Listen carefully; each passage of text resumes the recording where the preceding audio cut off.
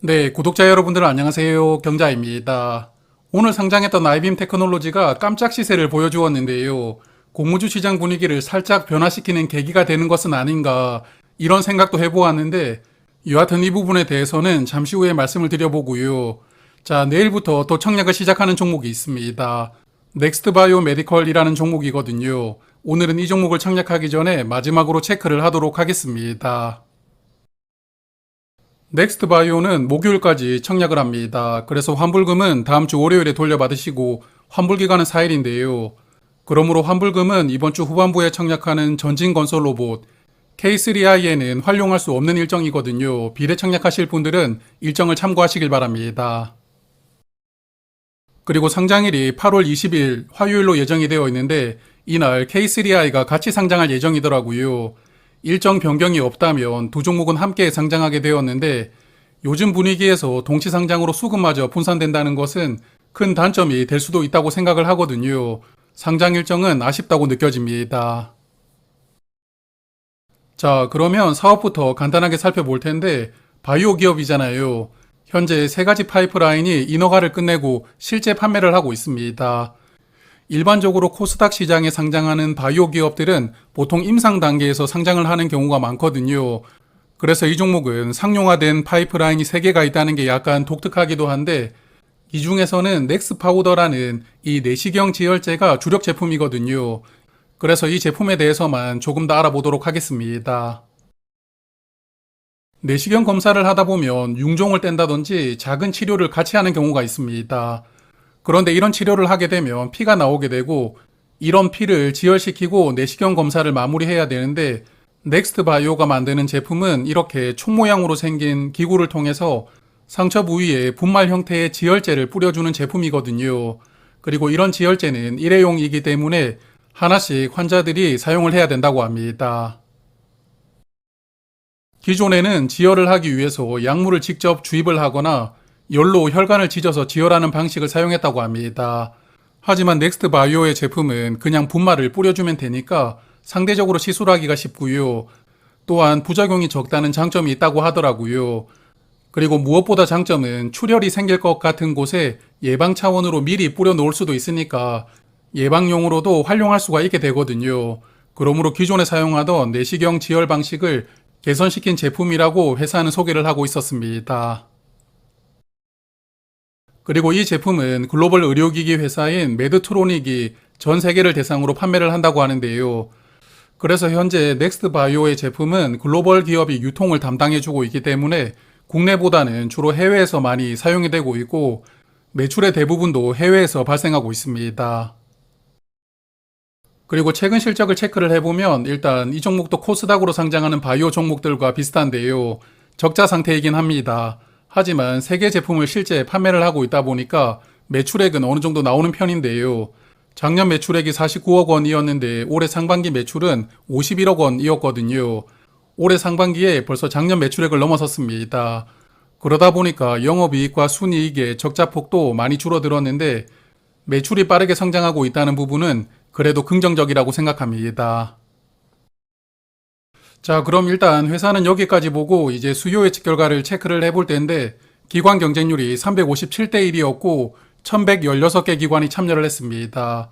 현재 공모주 시장에 참여하는 기관 수가 대략 2200개 정도라고 생각하거든요. 그 중에 절반은 이 종목 청약을 포기했다고 생각이 되고요. 오늘부터 청약을 시작한 유라클과 비교를 해보더라도 기관 수는 약 900개 정도 적게 들어왔습니다. 그리고 임무 확약을 신청한 비율은 2.2%였으니까요. 확약을 신청한 비율도 그다지 높지 않았습니다. 의무 확약은 수량 기준으로 2.2% 신청이 들어왔고 건수 기준으로 1.3% 신청이 들어왔거든요. 수량과 건수 차이가 1% 정도 벌어져 있는데 잠시 후에 말씀을 드리겠지만 이 종목은 상장일 유통 물량 중에 기존 주주 물량이 차지하는 비중이 매우 큽니다. 그러므로 확약이 조금 더 늘어나더라도 유통 물량이 크게 줄어들기는 어려운 조건입니다. 그리고 공모 가격이 상단으로 확정이 되었는데요. 29,000원인데 상단 가격 이상을 신청한 비율이 93% 정도 되었으니까요. 공모 가격이 무난하게 결정이 되었다고 볼 수도 있겠지만 그래도 청약 참여한 기관 수가 다른 종목의 절반 수준이었잖아요. 공모 가격을 조금 더 보수적으로 확정을 해주었으면 어땠을까 하는 아쉬움은 있습니다. 이와 같은 넥스트바이오 이번 IPO로 290억 원을 모집하고 2,322억 원으로 상장할 예정입니다. 그리고 앞서 실적을 보셨겠지만 현재 적자 상태이거든요. 26년도 실적을 추정해서 공모가를 산정을 했고 기술 특례 조건으로 상장하게 됩니다. 그러므로 현재 실적으로 밸류를 따져보는 게 의미는 없기 때문에 밸류 체크는 생략을 하도록 하겠습니다. 자, 그리고 넥스트바이오 이번 IPO에서 100만 주를 모집하는데요. 우리사주조합에 3% 비중으로 3만 주를 배정을 했고 일반 투자자에게는 25만 주를 배정합니다. 주관사는 한국투자증권인데요. 일반 고객은 4,000주까지 청약을 할 수가 있고 풀청약을 하려면 증거금은 5,800만 원이 필요합니다. 그리고 최소 신청 수량은 20주로 증거금은 29만 원 필요하고 청약 수수료는 2,000원입니다. 그리고 상장일에 유통될 수 있는 물량이 355만 주인데요. 전체 주식의 44% 정도 되는 물량이 유통될 수가 있는데 어제 말씀을 드렸던 유라클 정도까지는 아니지만 이 종목도 유통 물량은 많은 편입니다. 그리고 이 종목은 사이즈가 어느 정도 되기 때문에 유통 금액이 1,000억 원 정도 되거든요. 그래서 유통 물량이 부담스러운 상황이고 그리고 기존 주주가 259만 주를 보유하고 있으니까요. 기존 주주의 스탠스가 상장일 흐름을 충분히 좌우할 수 있는 상황입니다. 기존 주주의 구성을 보면 재무적 투자자가 약 110만 주를 보유하고 있고 개인 주주는 149만 주를 보유하고 있더라고요. 재무적 투자자와 개인 주주의 물량 차이가 크지는 않지만 그래도 개인 주주가 조금 더 많은 물량을 보유하고 있습니다. 그리고 주관사 한국투자증권이 이 종목을 19년에 투자를 했더라고요. 당시에 15,000원으로 투자를 했는데 재무적 투자자들의 평균 취득한 가격이 이 정도이지 않을까 예상을 하고 공모 가격이 29,000원이었으니까요. 재무적 투자자들의 평균 취득 가격은 공모 가격의 약 절반 수준 정도로 취득을 하지 않았을까 예상을 해봅니다. 그리고 상장일에 추가될 수 있는 스톡옵션이 있는데요. 행사 기간이 시작된 스톡옵션이 약 13만 주 정도 있는데 증권신고서를 보니까 임원과 직원이 보유한 수량을 정확하게 구분을 해두지 않았더라고요. 여하튼 이 중에 임원이 보유한 수량은 의무 보유를 해야 되고 직원이 보유한 수량은 상장일에 행사가 될 수 있거든요. 이 13만 주 중에서 직원들이 정확하게 몇 주나 보유를 하고 있는지는 모르겠지만 여하튼 유통 물량이 많은 조건에다가 거기다가 스톡옵션도 더해질 수가 있기 때문에 이 종목은 유통 물량이 단점이라고 생각합니다. 자, 그리고 서두에서 잠깐 말씀을 드렸지만 오늘 상장했던 알빔 테크놀로지 시초 가격은 공모가로 출발을 했거든요. 하지만 오후에 급등하면서 공모가 2배까지 올라갔었는데요. 최근 공모주들과 다르게 아주 큰 시세가 나왔습니다.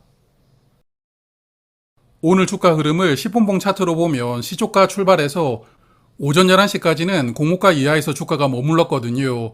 그래서 그냥 매도하신 분들도 많았을 것이고 환매 청구권이 있으니까 조금 기다려본다고 생각을 했던 분들도 아마 많지 않았을까 생각이 되는데요.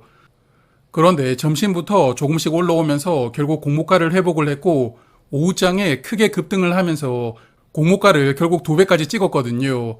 하지만 상승폭을 반납하면서 마무리를 했는데 장 초반만 보면 일반적인 코스닥 종목들처럼 계단식으로 흘러내리면서 마감하지 않을까 생각을 했거든요.